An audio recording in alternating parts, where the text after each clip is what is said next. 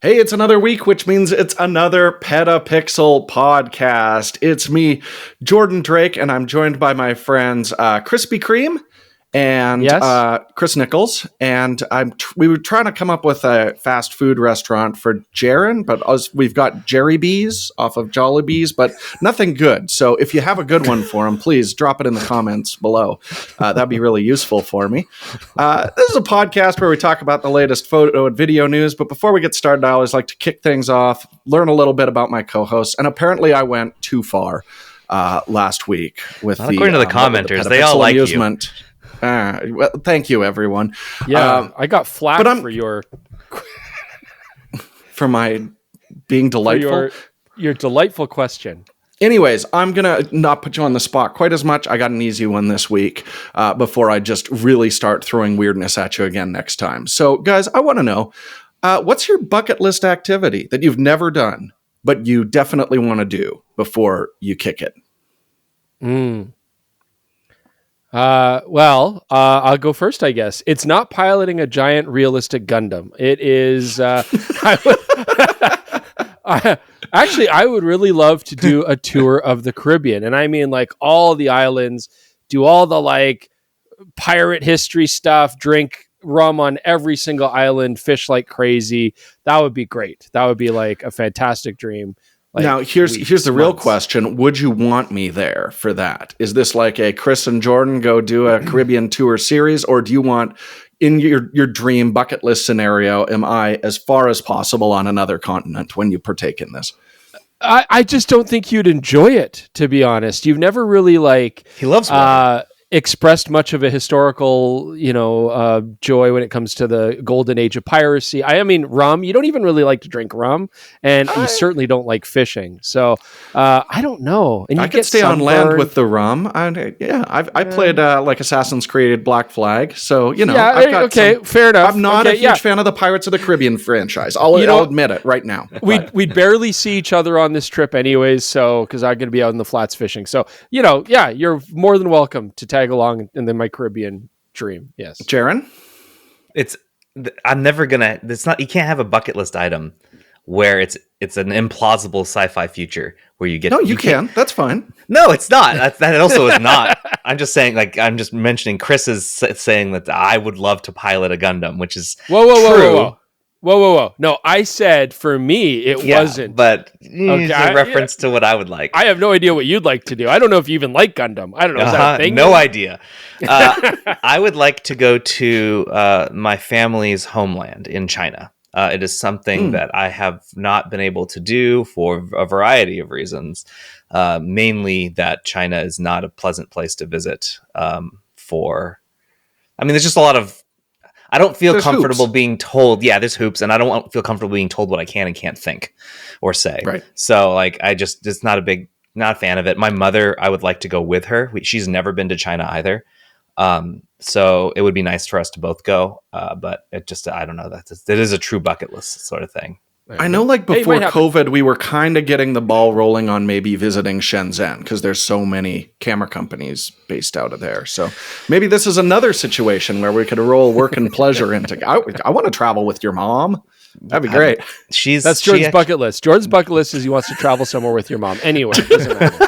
Six Flags. She would not be great at Six Flags. Your mother and my mother are like the same person split into two different people, and I don't think your mother would enjoy Six Flags either. You're referring to Chris's mother, yeah. Yes, exactly. Yeah. I don't know. Take her to the Asian food store, Jordan. Just do something like that. Guys, I love getting in the water and everything like that, but I've never snorkeled in a reef. That is something I would love to do at some point. I really enjoy snorkeling, but I've just done it by the ocean and stuff like that. Never actually gotten into a beautiful coral reefy any environment like that. So I would love to do that at some point. That's why you want to tag along on my Caribbean adventure then. There you go. That's kind of what I was thinking when I asked you, because I didn't know what you were going to say, but I had that in my back pocket. So if I could come along and I could splishy splash in the water, but then I'm going to get your fish hook stuck in my eyeball or something. Yeah, I sure hope so. It'll go horribly wrong in some way.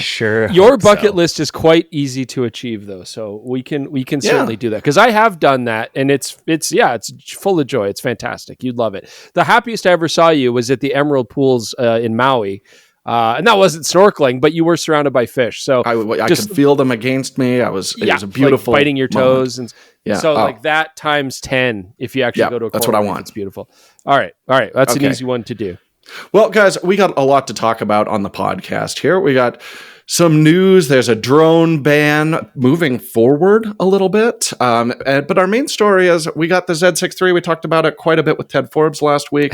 But Jaron dropped an article like, I don't think there's going to be a Z7 III. And we're going to talk about that a little bit. And I might throw a little wrench in that plan. Who knows what's going to happen there. But let's get this show going, guys.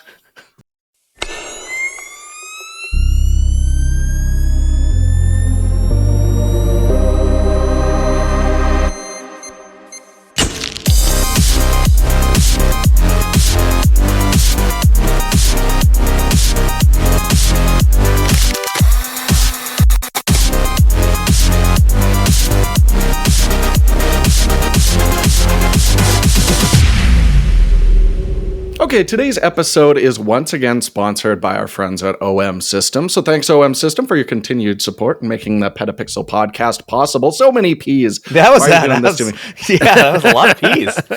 Was that a deliberate choice? I don't think so. I like Jordan's doing it. Let's trip him up. Put some plosives on there.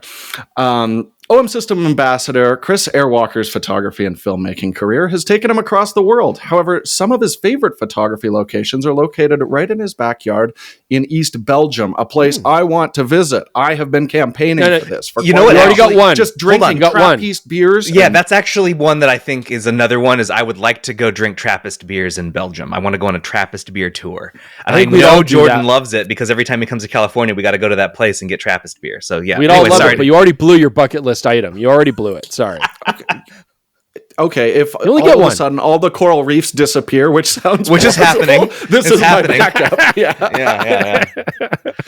So OM Systems reached out to Eyre-Walker asking him to create a free 6-part series of photography tips focused on inspiring and educating people on what to look for when taking landscape photos. So today on PetaPixel, you can take a multi-day hike with Eyre-Walker across the Venntrilogie. I'm hoping I did a good job there. I think you did pretty good. 109-kilometer trail that weaves through some of the most scenic landscapes in towns in East Belgium. In the story, you'll get to listen to his inner voice, learn what draws his eye, and understands how he constructs photographs along the way. You can read the story, 6 Ways to Help Yourself See Like a Photographer, today on PetaPixel by visiting the link in the YouTube description below, down there. Or if you're listening to this, just click on the podcast description in your podcast app. Alternately, for you listening on podcast platforms, you can always see like a photographer using the search feature on the PetaPixel homepage. I was like, I got to help some other people. They already thought about that before I got there. Thank you once again to OM System for sponsoring today's podcast. Learn more about OM System's impressive line of cameras and Zuiko lenses at explore.omsystem.com/petapixel. I really love that when we get a lot of these OM System ads, it's for teaching people to become a better photographer. It's not always like, here's a smoking deal on something. It's like, no, we want to inspire you. And I think that's really cool. So check this out. I'm going to just get further Belgium lust, I'm sure, flipping through here, but we're going to make it happen. Yeah. You're right about the best part about this is it doesn't mean you don't have to buy a certain thing to get take advantage of reading the story. Like it works for any photographer who just wants to learn how to see the world a little bit more like someone who has been successful at it. What if the entire thing is like, now just click on your live ND mode, which is not offered by any other camera company? I don't think that he requires that. Just flip over to handheld high res and leave your tripod at home. You don't need it. Just so you know, the 6 parts. The part 1 is called Light and Darkness. Part 2 is Canceling the Noise. Part 3 is Simplification. Part 4 is Leading the Viewer's Eye. Part 5 is Creating Depth, and Part 6 is Making Memories. So those are the chapters in here. It's a pretty long article, and there's a lot of charts and graphs that explain like what he's looking for and why he's composed a picture the way he has. So it's super useful regardless of what you use, but he does shoot with OM System, so appreciate Sounds that. like a good read. Yeah, check it out. All right, we got a few news stories to cover today. Let's start with the U.S. House has passed that DJI Drone ban bill that had been proposed, and it was done by bundling it inside of another bill, which is never happens ever in American politics. So this is now going to move on to the Senate. It did pass the House narrowly, 217 to 199, so it did not have overwhelming support.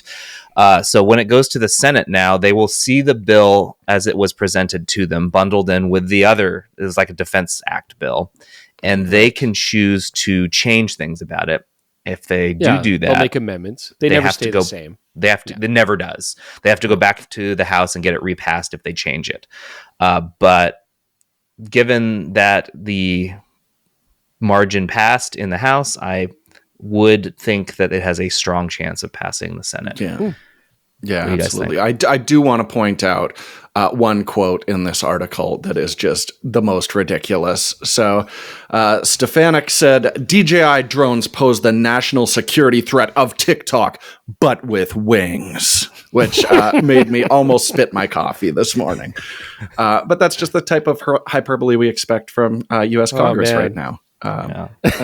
And it's more like the propellers that are the problem, I think. But right, if there is one at all, this is maybe one where they're worried about the like sharp blades. That's got to be it. It's more they didn't bring up the spinning blades that often, or TikTok's lack of spinning blades. I will say that as a man who has Chinese descent, and as much as the CCP has irked me over the years, this is one case where I'm not really on board with banning DJI. That's just where I stand. I'm not going to explain myself. I'm just going to go ahead and say I don't think that this should be a thing. Well, and we got pretty in depth on this when initially the bill was brought up on the podcast a few weeks ago, where we talked about quite a bit of that. But yeah, DJI just has such a huge lead over any other UAV maker that it would really hurt like America's like creative and commercial potential. Other countries are going to have access to the best tools. It would basically gut it completely for years until alternatives are made, right? Yeah, I mean, DJI successfully made so much better product than anyone else that any of the competitors that would have been in the market have since left and done only certain, like they specialize now in enterprise. There isn't really a great alternative for consumers. Not that flying a drone has been made easy in the United States, but still. I mean, the void would be filled, but it's eventually interesting. Everyone's got to get that like $6,000 Sony drone. That's your only option now. Oh, man, that thing is not very good. It's not very good.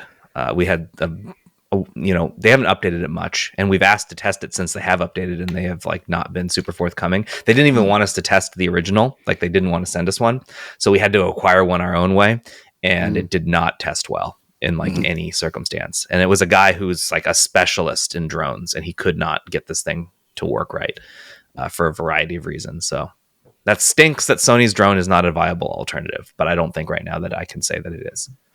But there is a big campaign, like they're saying, if your livelihood depends on using drones, then definitely, I hate to be that guy, but write your congressperson. And, that always works. It's a fail-safe every time. People would never just vote along party lines, I guarantee you. All right, so the next one that Jordan requested we talk about was I think it's worthwhile. Sigma has dropped its first RF mount lens. It is for APS-C cameras, of course, and it is the 18-50 f2.8 DCD-N Contemporary, and it is $600. Yeah. And someone's got to do it. Someone's got to do it. I'm glad the Sigma's doing it. It's a great lens. We reviewed it. It's fantastic. Yeah, I didn't want to go too in depth because we're not doing a full review. We kind of, unless there's something really fascinating about it, we don't want to re-review lenses we've already tested in other mounts. But I do want to point out that we've been just baffled by Canon's APS-C camera lineup. For a while there were more cameras than lenses available for it. And all of a sudden, the R7 makes a ton of sense. Having like a compact 2.8 standard zoom that's actually very affordable. You could put together a pretty sweet kit for that. And I wanted to mention it because my wife did like a marketing shoot recently for like a tequila spritzer kind of beverage thing. And she said R7 with this lens was actually a deadly combination. And I think it makes a lot of sense for video and photography and for C70s as well. Everyone forgets like the C70 is an APS-C RF mount camera. And it's like, what's a good standard zoom for it? I don't know, put a speed booster on with full frame glass, I guess. So it's nice to have a compact, affordable option now too. Yeah, everybody just use full frame glass. We've talked about how Canon feels like they've abandoned the APS-C lineup in a big way. So keep in mind too, they're only opening up the RF mount to third party in APS-C size sensors at this right point, now so far. So it makes sense they're going to start releasing this for the RF for APS-C, but it's a great move. Hopefully we'll see a lot more lenses come across. Canon never moved their M series lenses over. I feel like that was a real oversight. So I'm glad somebody's doing it.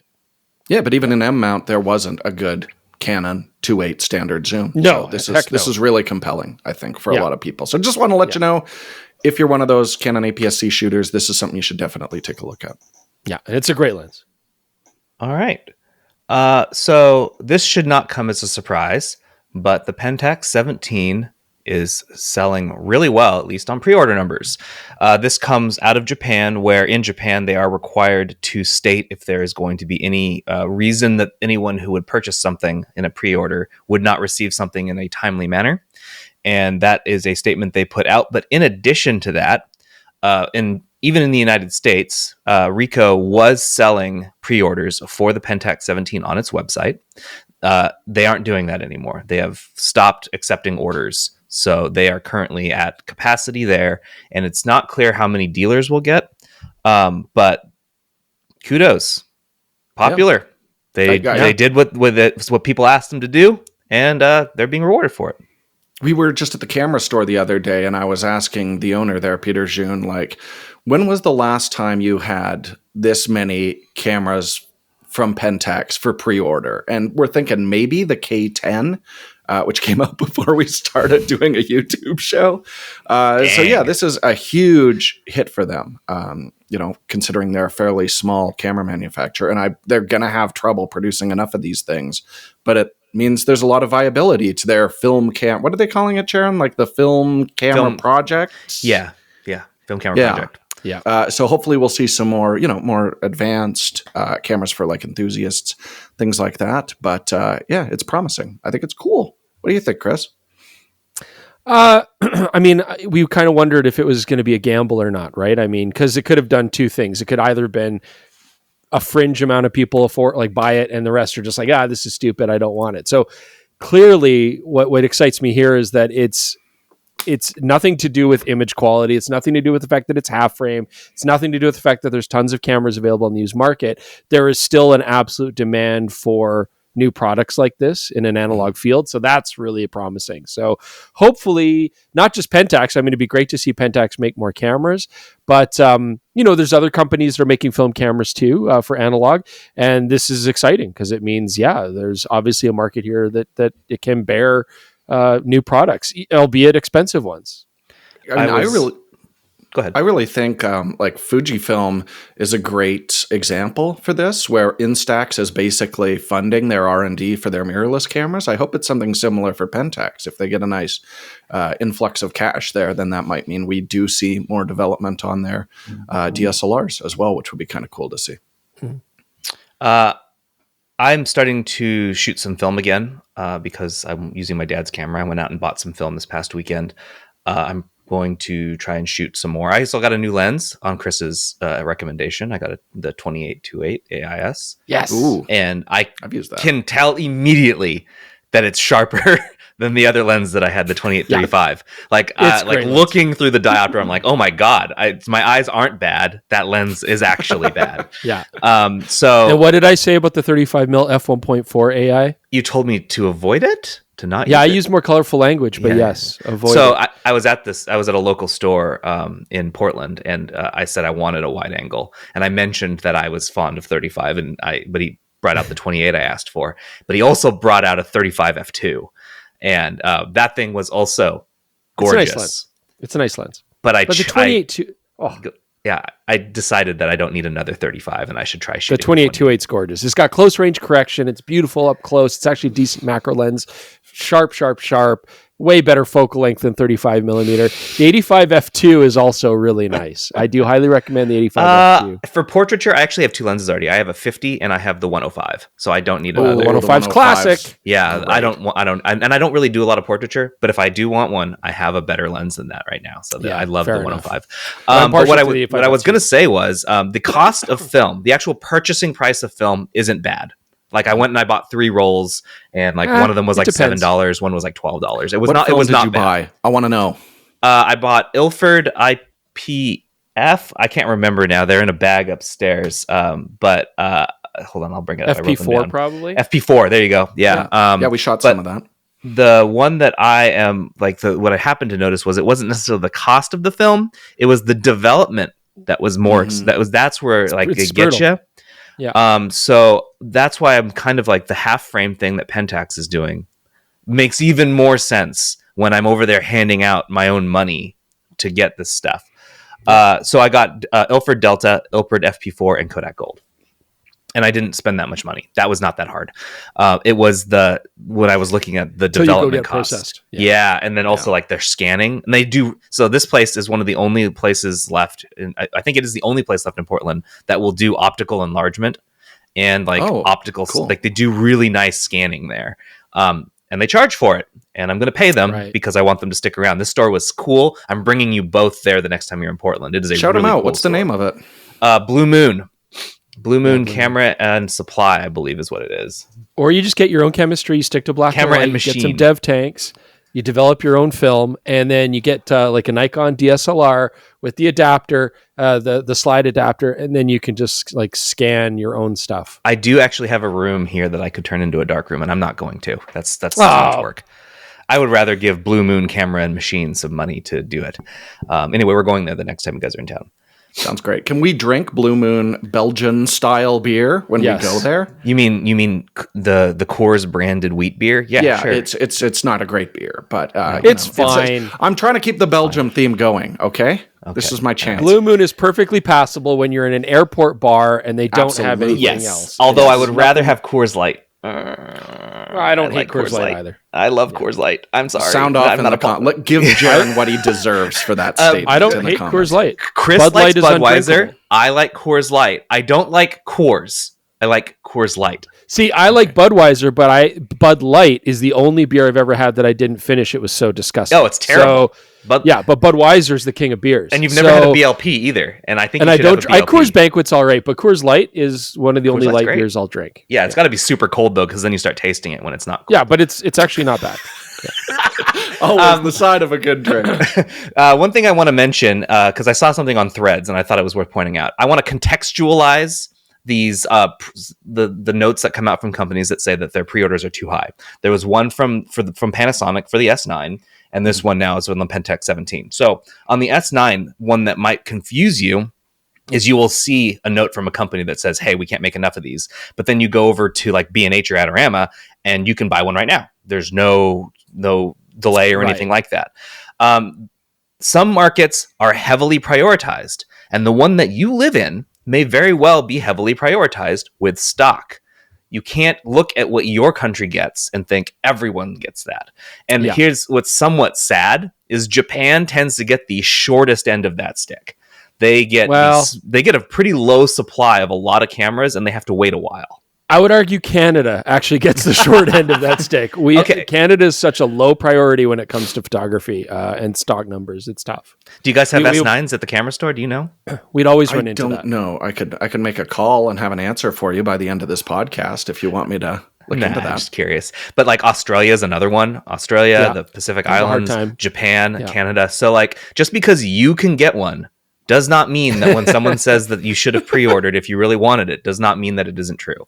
But the U.S. gets high priority. Super high priority. We get a ton of units here. So it's just worth mentioning that. All right. Yeah. Last story. Texting my wife. I'll have an answer before the end. Last story that to cover today is that Blackmagic camera, that app that Jordan and basically everyone who shoots on iPhone really likes, is now on Android. Mm-hmm. I think this is a really big deal. Like, especially for me, when we were testing multiple Android devices, like there's just the interface can be so weird going from one to another. You're not sure exactly the maximum capabilities your phone has. Like the Samsung's a great example where it's like, well, you have to download the pro video tools to get access to what this thing is actually capable of. Where if you just always know, hey, if I get the Blackmagic app, then I'm going to get access to all of that stuff. And there was an issue. There's an issue with Androids that you found where it was doing like a floating frame rate too. Yeah, and I'm curious if that will be fixed in this. We're going to have to test that out. We're going to be forced to at some point because there will be another Android camera, and you will have to shoot on it. I'm going to install this onto it. Yeah, I mean, almost immediately. It's really just an issue if we do multicam sync with it, but that is something that is definitely a concern. So we'll take a look at it. But yeah, I just love having like a universal, basically standardized interface. If you're on set and grab someone else's phone, then just install the Blackmagic app and you're going to know exactly how it's working instead of trying to fuddle through whatever interface they've got. So I wrote a story last week that I don't think the Z7 III is coming. End of discussion. I don't think I don't either. I don't think it's coming Double at all. bold. And there's no need for it. Chris has already shown his hand. He agrees with me. If you're watching, and if you're not watching, his arms are crossed. He's just like shutting this conversation down. Since I published that story, which I did just based on my own thoughts and understanding of how, speaking to certain people and looking at the market, I don't think that it made sense. I've seen a couple stories come out now that either claim the Z7 III is in development, here's some specs, or it's not coming for a really long time. Or one this morning that was published was like, here's what's coming. It is coming next. That's the take.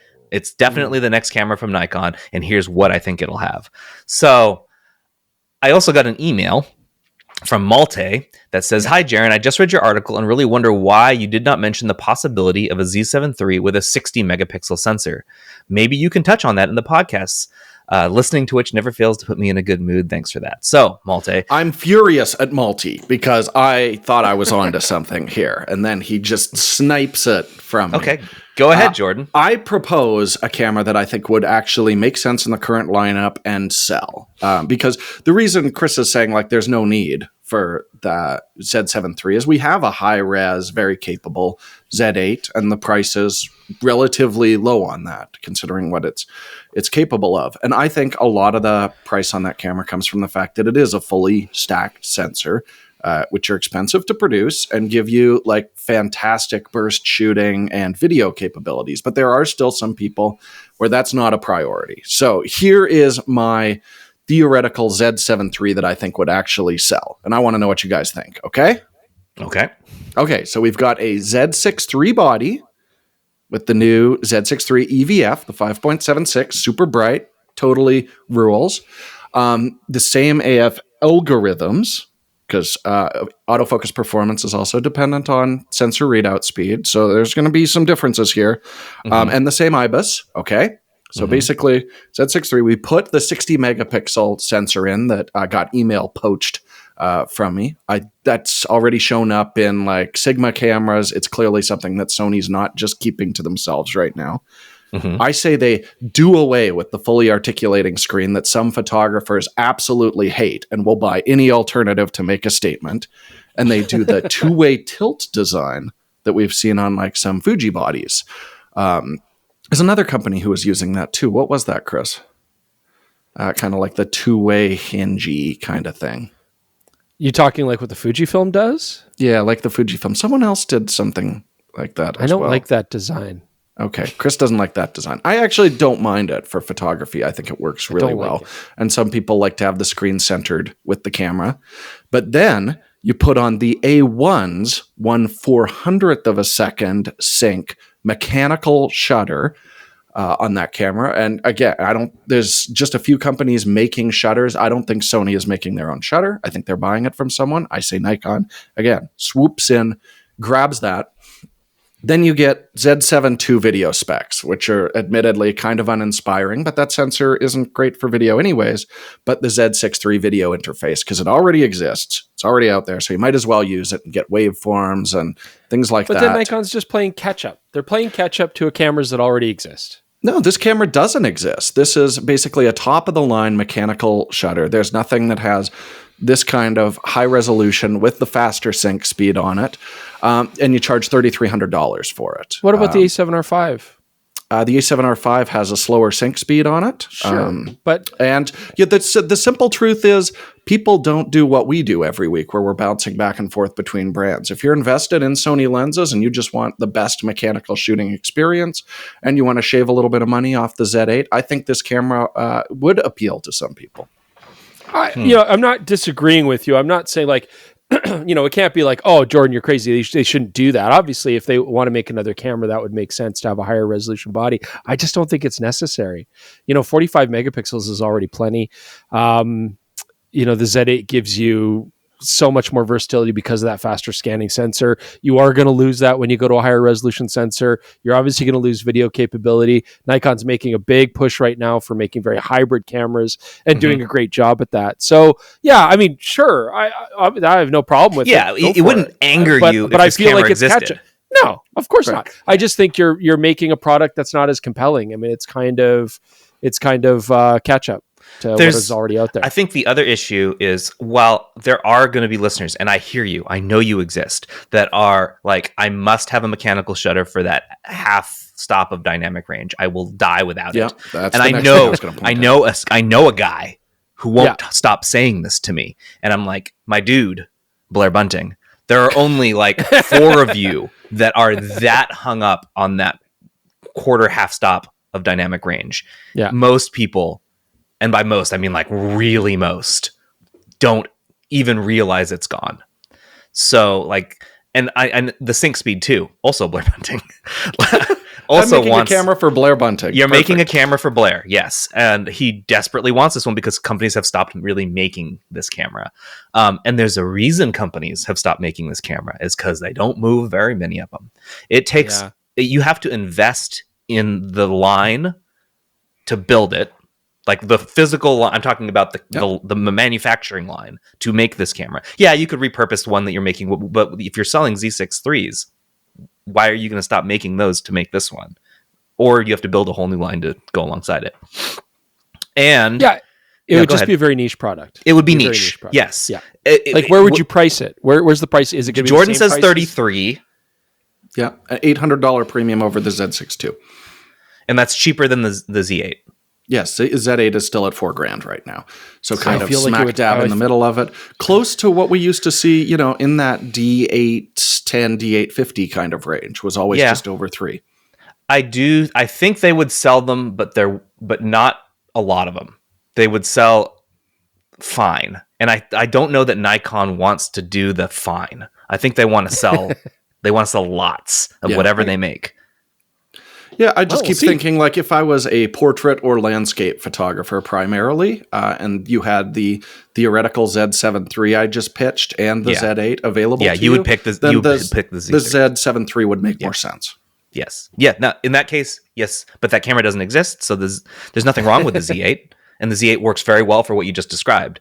That's what the discussion in a Nikon boardroom would be. It's do we want to do that? When we could just be like, there's actually nothing stopping you from being successful with the Z8. If there was something. Yeah. The easy thing is you already have the Z6 III chassis, right? So you can basically, although you want a different LCD panel, and I don't know if that would happen, but if they wanted to do this and not, burn through as much investment, they would need to completely mirror the Z6 III except for the sensor. Yeah. Okay, fine. I'll forego the fully articulation. And I'm going to let you guys in on a dirty little secret, okay? I actually agree with you. I just thought that this would be a fun thought experiment for a podcast because it's a medium where you have conversations. And if we all just said, like, Z7 III is never coming, then, what's the point? Where's the fun?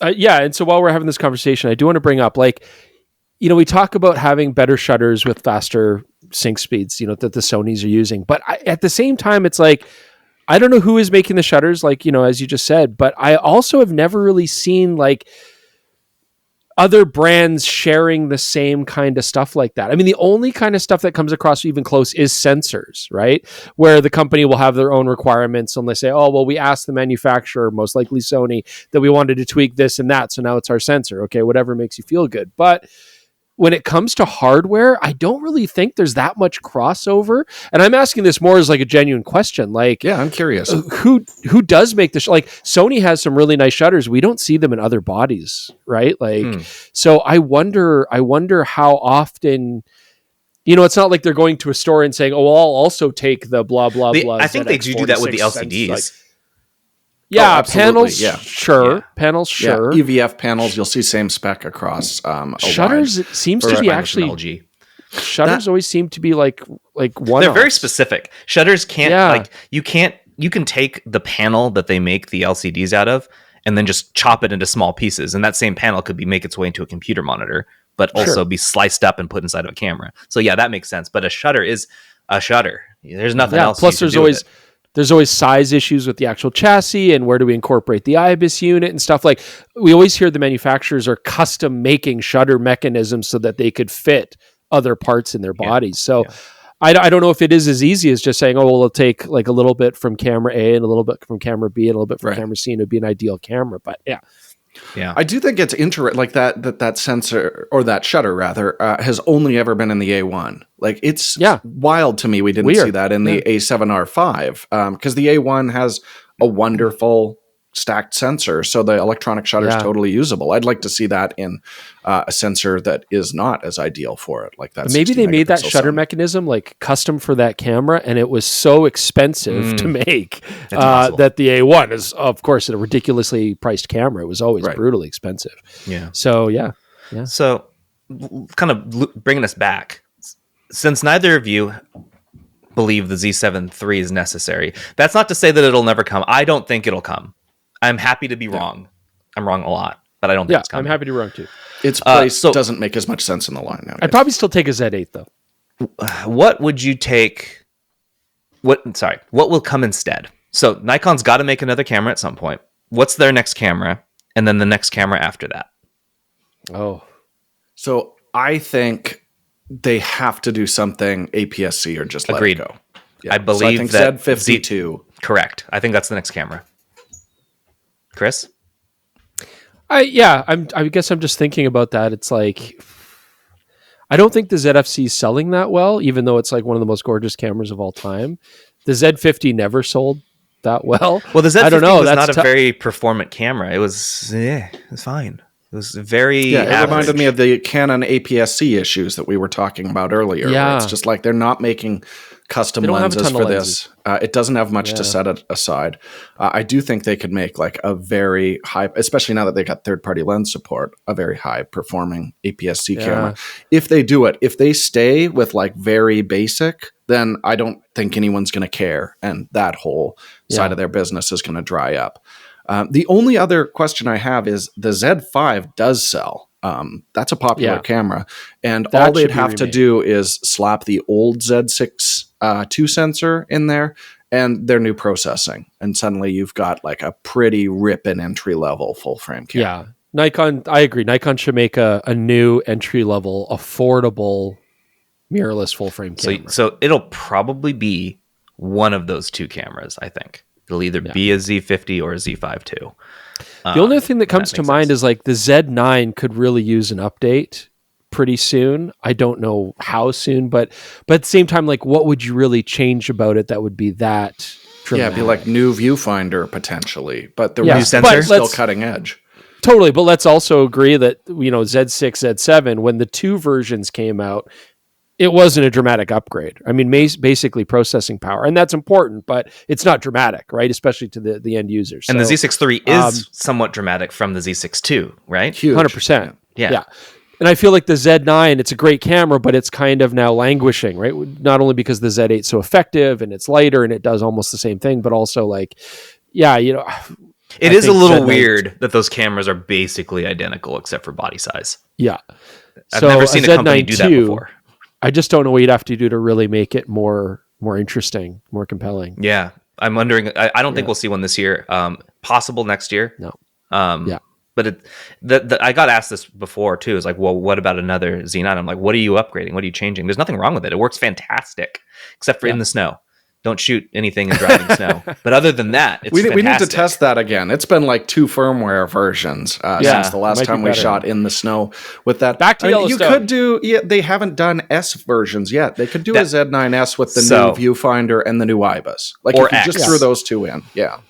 They haven't done an S or an X in a while. But that does lead to another point that I brought up in the story that I wrote is the only way I could see Z7 coming is if they completely change what the Z7 is. I don't think they'll do that. I think what they'll do instead is make a Z6S.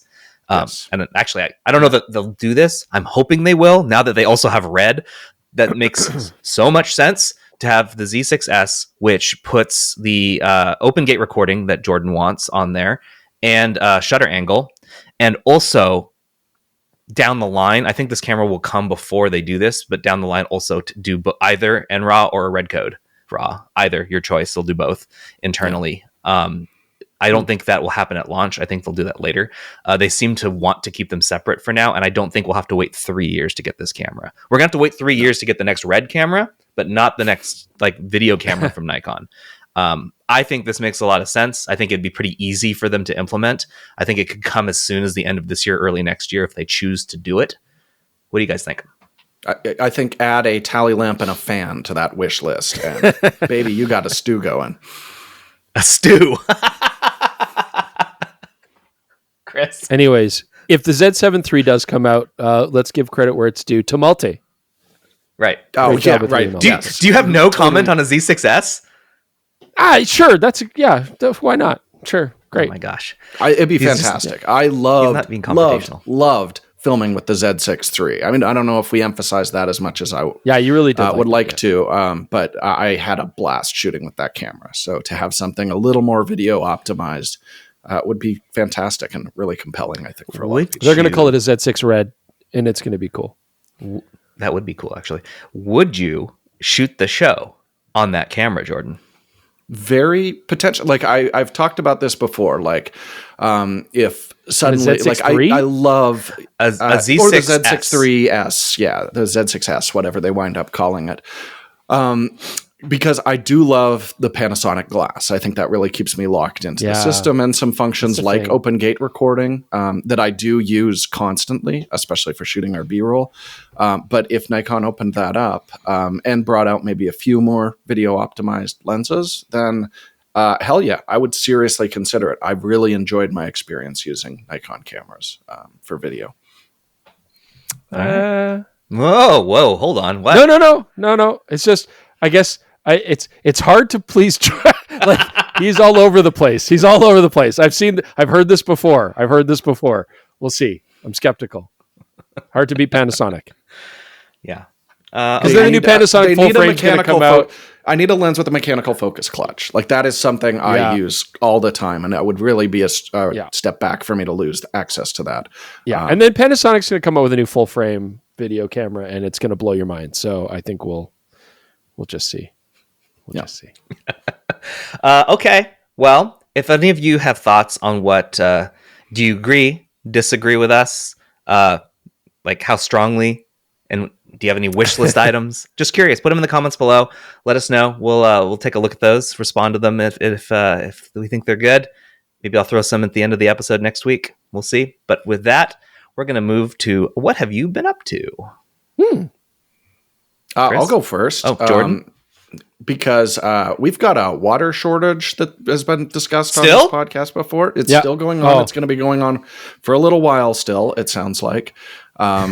So San Diego sent us a pipe, which was really nice of San Diego. I mean, we bought it. So really nice. We are all so excited as a city for the pipe. The pipe is a really big San Diego deal for pipe. us. But I'd had enough of it. I've mentioned my love of water on the show before. I went out to a small town called Vulcan, which was called Vulcan before Star Trek was a thing, but now it's a Star Trek themed town. And they have one of the best pools I've been to. So I went to the pool with my kids. I got to swim, Jaron, and you would not believe what it did for my mood. So if you're in Calgary, you're looking to just put your body in some water or have like a longer than 45-second shower, then man, head out to Vulcan. Can't recommend it enough. Yeah, it's only 2 hours to go to a community pool. It's like an hour away, but yeah, absolutely you were worth in it. you were in Strathmore. That's why it was a shorter drive. It's I a long drove drive from Vulcan to Calgary, which was an hour drive, Chris. It's 45 minutes from Strathmore. That's still a long drive to go to the pool.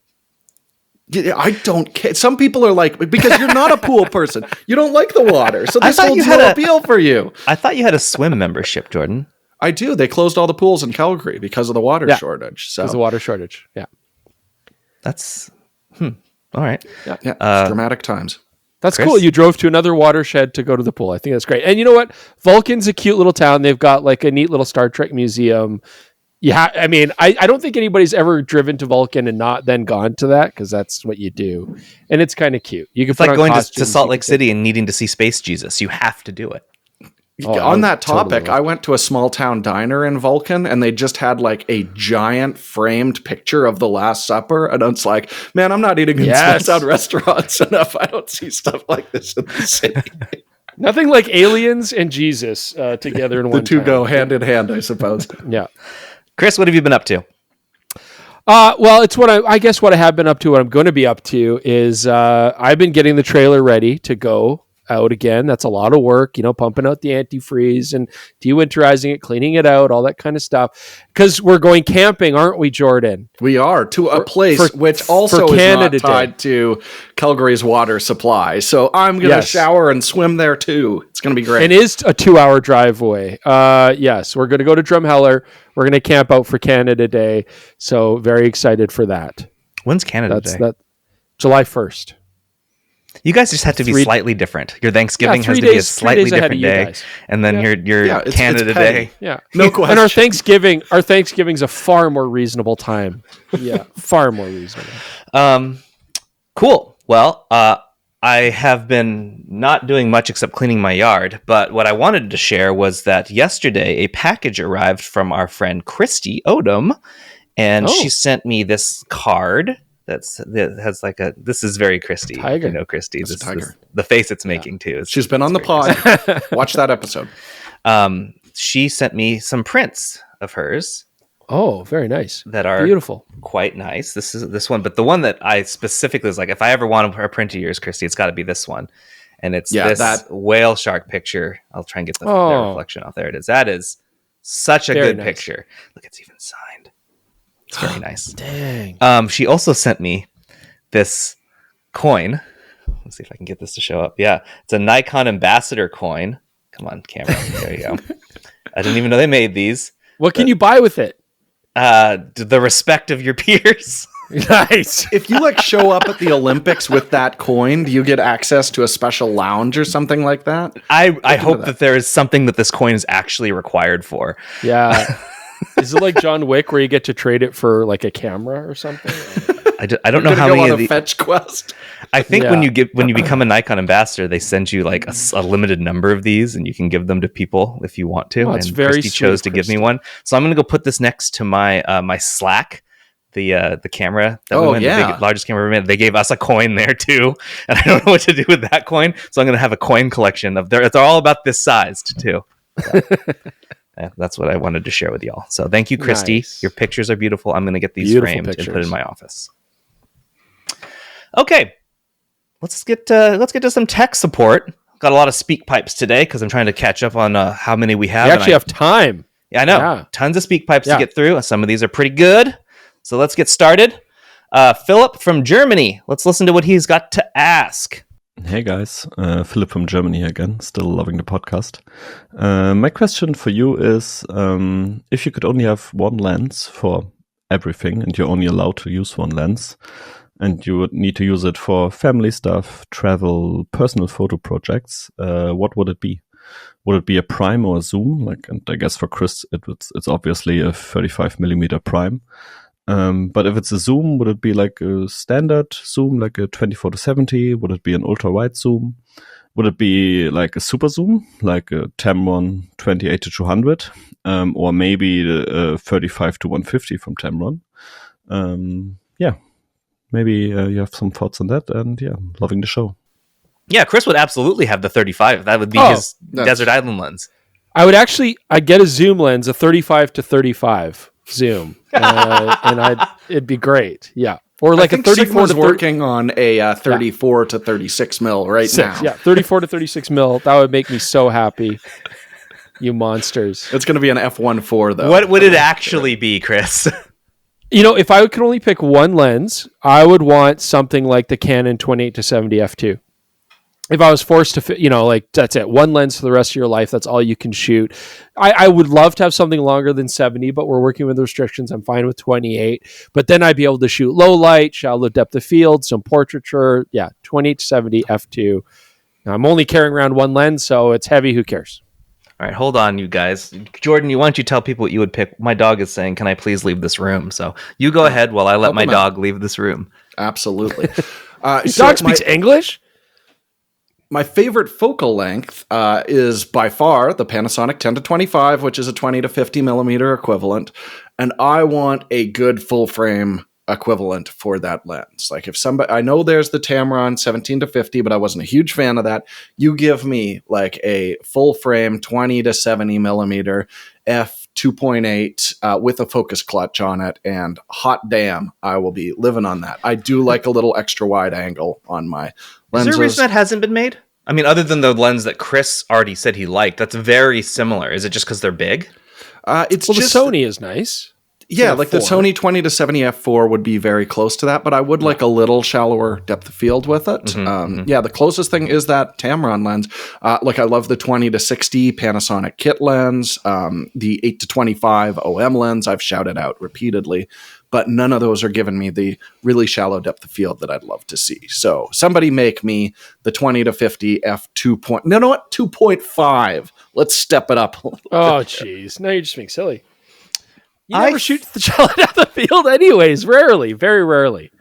I think, as much as I love 35, I would like one of the mainline manufacturers to make me a 28-1.2 with autofocus and a nice manual focus clutch. I would like that. I don't know that I want the Laowa. I've heard good things about the Laowa, but I want autofocus.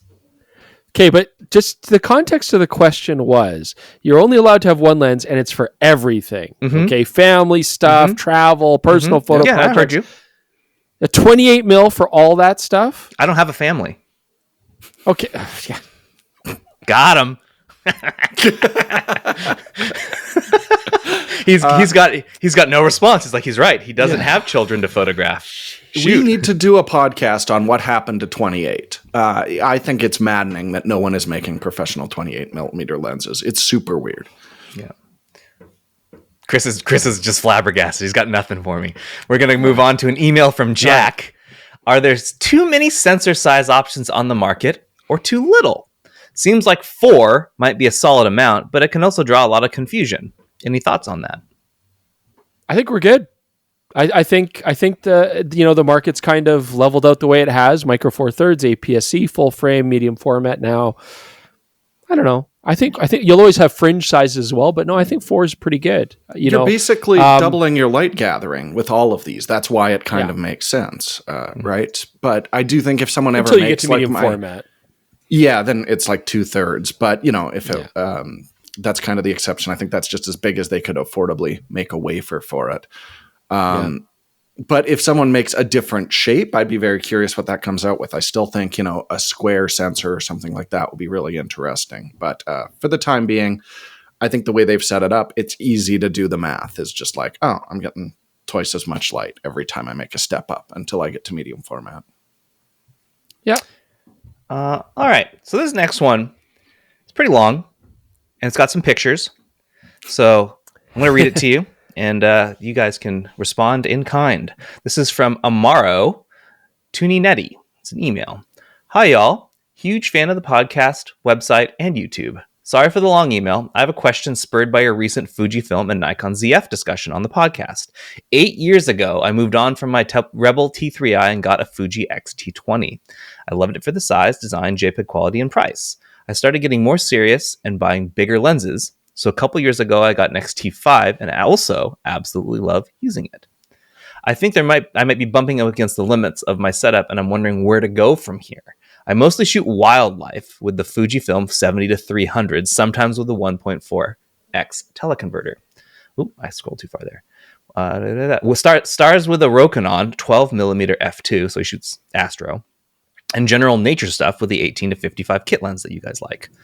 Also, I'm a bat biologist, which is amazing. Very cool. And have an annoying desire to shoot bats at twilight, mostly without flash. And he's provided a picture attached here that shows the bats in the sky with some really sick looking clouds. Oh, that's not clouds. Cool. It's like trails. At any rate, my main issues are that I like to even more telephoto reach, and the autofocus performance isn't great. If I'm shooting telephoto, the AI autofocus can struggle to identify birds and animals, even in decent light, and it's not large in the frame or moving or in shadow. Basically, forget it. Non-AI AF does an okay job, but also not incredible. So part of me wants to go a longer lens, like a 100-400 or 150-600, and part of me thinks I should bite the bullet and drop some cash on full frame. But I've gotten really used to the dials and aperture rings and the excellent JPEGs and all that jazz, and I'm reluctant to switch systems. Should I invest even more into Fujifilm or become a cold, soulless Sony cyborg? Should I test out? Yeah, Sony cyborg. Should I test out a Nikon ZF and a long lens? Either way, I'm going to spend a reckless amount of money, so I'd love to hear what you would do. P.S. Attached are 2 pics. One where I was burst shooting an AFC and the algorithm refused to pick up this bird no matter what I did, and it's a red bird and it's got some obscured stuff going on there. And one is a composite pics of bats flying around with spectrograms of their echolocation and social calls overlaid on it. So that's not long exposure, whatever I thought it was. It's even cooler than that. Yeah, it's not clouds. It's, yeah. So this is basically the reason I included this, because it is pretty specific to his use case, but it is not specific to hear that people don't love Fujifilm's autofocus when it comes to shooting stuff like this. So what are your guys' thoughts about folks who happen to like the Fujifilm interface, which I get, and the lenses are good, and all of it's pretty affordable, but they're just not great at this? I don't know if a Nikon ZF is the best way to go, although I get that you are still getting the retro control structure. I mean, it's a great camera. And some people will say, well, it doesn't balance longer lenses very well. I don't know if that's really an issue. I think it's fine. But becoming a Sony soulless cyborg is one very good way of making sure that things will be in focus. And there's no denying that. Canon's another good choice too. Absolutely. This is a pretty tough shot though, with leaves obscuring the bird. I don't know. Yeah. I mean, which cameras have bird IAF that would have done that? Yeah. But getting a longer Sonys Fuji with lens, the AI chip, I feel like it would still hit that. I am honestly stunned how good that system is. Yeah. So going with longer lenses for the Fujifilm system, I feel like you're now, you'll get more reach. The camera's not, if anything, it's going to be harder to focus with longer lenses, right? Keeping everything steady and in frame and whatnot. And so you're asking even more from the camera system to do that. I know a lot of people who shoot X-T5s and get perfectly good wildlife shots. So it's really more, it's not that it can't do it. It's just more about what percentage of hit rate are you looking to get for when you have the limited opportunities, you're in that situation where the animal's going to fly away. And yeah, Sony does a great job. There's no denying it. They've got tons of long lenses that you could choose from. So full frame at APS-C, I don't know if that's even really, who cares? I mean, I often stop down shooting wildlife anyways. So on a full frame, I'd be shooting f4 in a lot of cases, or 5.6 anyways. On an APS-C, I'd be shooting 2.8 or 4. It's basically the same. So yeah, it's the focus, my friend. And I think Sony cameras handle well, but it's not going to be anything like an X-T5. It's going to be a totally different structure, but they're easy. The autofocus is the easiest thing ever on the planet of all time. Can I make a recommendation? Is don't switch systems completely. Hang on to that. I was going to say that. Fuji, with your normal and your ultra wide, you love using that. Just basically grab something that you can treat as a wildlife shooter. And one recommendation, without dropping a ton of money, I was thinking, is grab an A6700. It has the AI chip. It has absolutely killer autofocus. Get a little bit of extra reach because it's still an APS-C, and there's a ton of very good, very affordable super tellies for Sony E-mount. That would be maybe my recommendation. I was But going to say the same thing. You could also get an A7 IV and just sell all your Fuji stuff and then get like a Sigma 14 mil and you'd have even better astrophotography shots and get your telephoto lenses and it will just own that stuff. No problem. You're trying to rip the Band-Aid off of what he likes about his camera and tell him to just let it go and become part of the Borg. Go Sony completely and then just get an X100, whatever you can get. I don't know what you're going to be able to find. Get yourself an X100, get on the waiting list, and then you can have that experience when you're walking around town and then have a camera that will cover the series stuff you're trying to get. If Chris was a Disney princess, as we've talked about earlier, I guess he'd be Elsa because he's always just telling photographers to let it go. Let it go. Yeah, just let it go. All right, moving on. Chris Dillon sent us a speak pipe. Let's listen in. Hi guys, not a question, but maybe a future episode topic. The Panasonic S9 comes out the same week that I am onboarding a creative intern in our marketing department. It's not a camera for me, but maybe for my intern. A simple camera to train them and get full-frame open-gate content. I wonder if it would be a good camera in college and university programs as a training camera. And that made me wonder what sort of kits are being used in colleges and university programs today. Perhaps you could bring on an educator who could speak into equipment decisions used in training, content creation, photography, and video production, and how that's all melded together over the years and how it's taught. You could even speak into what equipment was used in your university days as tools of the trade. Might be a fun topic. Thanks.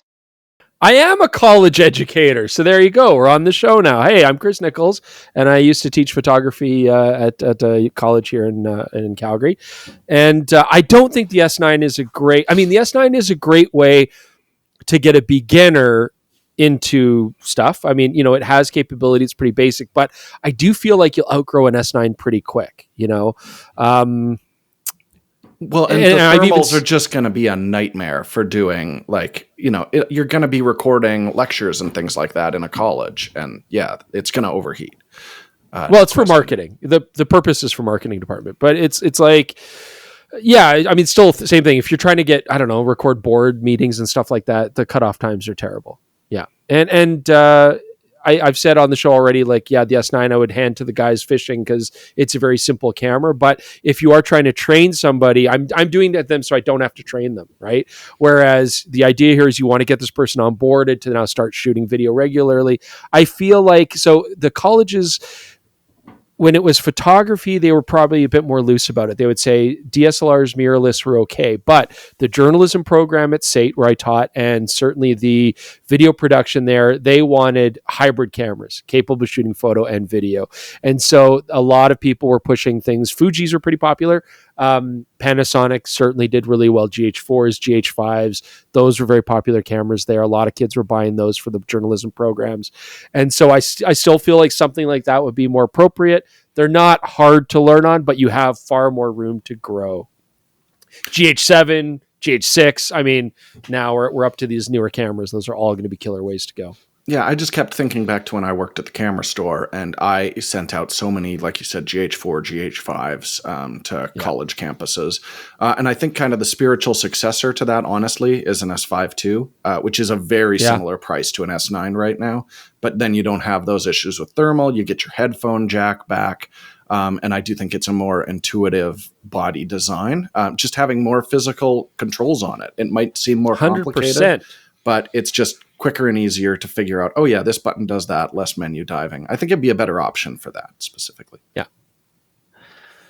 All right, moving on. Email from Dave Bell. Jaron, Chris, and Jordan, with the new Z6 III out and the ZF still fresh, which would be preferred from a photography point of view? I'm not concerned about video, sorry Jordan, but I'm interested in image quality, ease of use, and the experience. If you don't get around to it on the podcast, I'd appreciate all of y'all's viewpoints in the full review I'm sure is coming. Thanks, and keep up the great work. That's a tough one, because it would really come down to the experience. I've liked using both. I think the Z6 III is a more versatile camera, as a package, and a lot of the great technology in the ZF is now in the Z6 III and more, to be honest. I mean, the Z6 III is going to maybe shoot a little bit faster, a little bit more capable for action and sports. It's a great handling body. I mean, there's nothing I didn't like about that. So that's a tough one. But I do like the ZF design. I get that some people want the more retro-inspired dials and controls. And so if that was really important to you from the experience standpoint, it's a great camera for that. And it does have a lot of the same technology. So the IBIS is great. The autofocus is good. Like, those are all effective things. Image quality is beautiful, and the camera handles well. So yeah, you really have two great choices. One being maybe more versatile and more practical. The other one maybe would give you a bit more of a hands-on tactile experience that you might enjoy. That depends. I mean, I love retro cameras, but I still personally prefer like a modern style camera as far as controls go, just ease of use, speed. I mean, both are fine with me. So it's up to you. My recommendation is like find a local camera store, touch a ZF. If you absolutely love it, if it brings you joy to twiddle them buttons, then go for that. Might be worth it for you. But if that's not like a very strong, I absolutely want this, then getting the much better EVF, the better autofocus, because you've got faster sensor readout. I just think the Z6 III is a substantial upgrade, even if you don't care about video at all. Yeah. But Jaron's used both. What do you think, Jaron? I think I would pick the Z6 III at this point. I like the ZF, but it's great. I feel like it's kind of big, and if I'm already kind of big, I kind of want the better grip on the Z6 III. Yeah. So I've nothing against the ZF. I think there are parts of it that do flick little switches in my lizard brain that tell me that this is nice. But I think if I was sitting here buying one, it's going to be the Z6 III. You know, using the ZF, I think it's beautiful. The thing that I keep coming back to, that the only thing that really sticks in my head that I really enjoyed was having a one-touch button for black and white. And that's a pretty minor thing. And that has nothing to do with really like a retro-inspired camera. So yeah, I mean, you could set up a custom button to do that on a Z6 III. So yeah. Okay, next one is a speak pipe from Anthony. Let's listen in. Hey, gents. I am Anthony. I'm out of the Los Angeles area. I want to ask your experience for a admittedly niche thing. So one of my hobbies is dance photography. The kind of dancing that I do has dance socials in dimly lit rooms, spotted by those cheap LED lights that you get that, like, you know, have the color banding and all that. My current tools for the job to do photography there is a Sony A7 IV and the Sony 50mm 1.2G Master. I don't like using lights because it distracts the people dancing. You can instantly tell that they're yanked out of the moment, right? It's not nearly as good. But you guys have a lot more experience than I do. Is there any tips or tricks that you would have come to mind to either do photography or videography in a context where it's sports speed photography in the dark? Anyway, love the podcast. Thanks, guys. It's been a great ride so far. Look forward to many more episodes and things. Yep. Okay. Signing off. Bye. That's tough. So when Anthony says lights, Jordan and Jaron, do you guys read this the same way? He's kind of talking about flashes? Strobes. Yeah. As opposed and he can't light the room anymore with hot lights either, constant lighting, because it's going to screw up the stage. Correct. Lighting. It's designed lighting. Yeah. That's why this is basically the most difficult things to shoot are indoor action. And indoor dance is even more low light. It's extremely extremely challenging. You got an f1.2 lens. You're not going to get a whole lot brighter than that. One really big useful piece of advice is Doug Kay, who used to do Gordon Lang's podcast, does a lot of dance photography. That was kind of his main gig. And he just recommended like burst, because there are going to be those little moments where things are slow enough that you can capture a reasonably sharp image, maybe when someone's transitioning from one move to another, and just be aware you're going to be throwing away tons of blurry images. And it sounds like a huge, difficult pain, but if you can't add light, you can't get your lenses any brighter. You're using a full frame, where do you go? I was thinking, really wish I would have had this question last week when we had Ted, because Ted's shot some dance recently too, and his photos are really good, but I don't know if he's had the same lighting constraints. So yeah, it's tough. I have nothing to add to that either. I mean, the best dance photos you see are the ones where obviously you're in a studio. The dancer can perform for you, doing moves over and over, and you can professionally light it, right? So, yeah, I don't know. I'd almost treat it like a wedding. You've got the right lenses, crank your ISO up, burst a lot.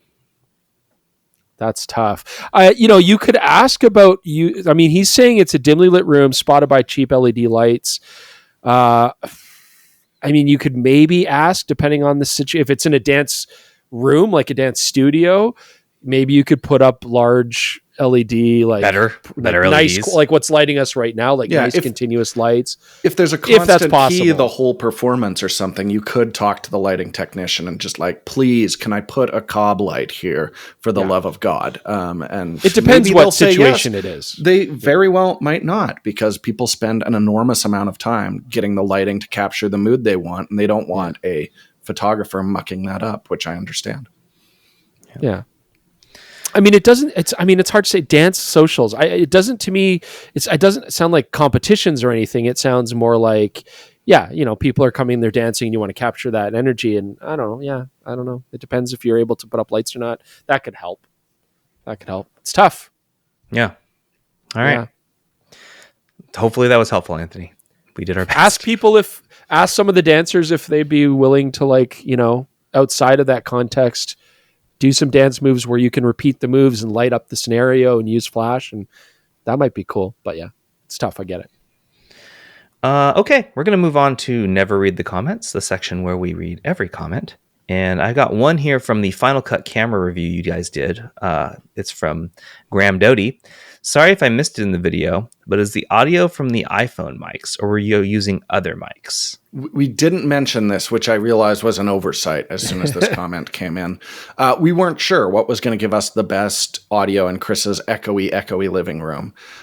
So we were both sitting a fair distance apart with no way to put a microphone close to us. So we had the iPhone audio going, and then we also just stuck a lav. You can see there's a little bowl in front of us, in between the two of us, and that was the one I wound up using. I actually preferred the audio from the iPhone to that little lav a little ways away from us, but the sound was just too inconsistent when it was bouncing back and forth between the two of us having a conversation. So I went with the mic that was the same distance away from both of us, which was a little Sennheiser ME2 microphone.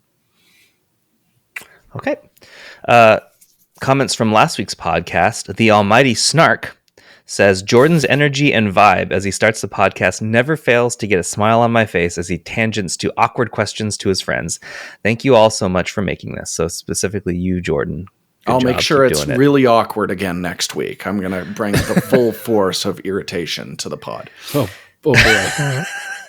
This one is from Funtaril. I waited so much for the What Have You Been Up To segment for Chris to explain what does that point and shoot doing on his table, and he didn't. Also, still craving for the great APS-C shootout. Please nod twice if you're still waiting for the new Nikon model. But go ahead. We've discussed our potential new Nikon models. I mean, that's all just theory.